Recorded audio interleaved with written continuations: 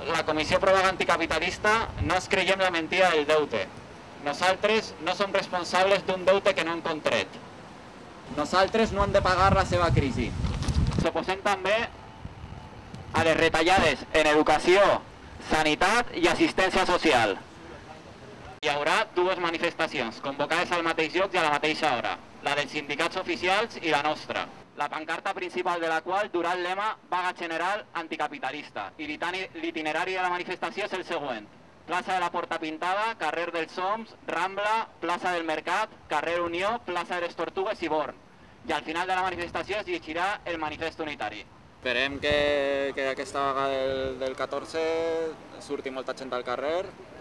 La qüestió és que aquesta feina dels dies d'abans de la vaga sigui important per a que la gent es conscienciï.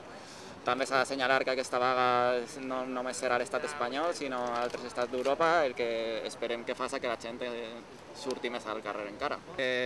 Trobo que els sindicats majoritaris van perdent força dia a dia i una prova d'això és que n'hi ha gent que s'organitza a banda d'aquests sindicats, que s'organitza als centres de treball mitjançant assemblees i que s'organitza fent accions directes que queden a banda dels sindicats oficials.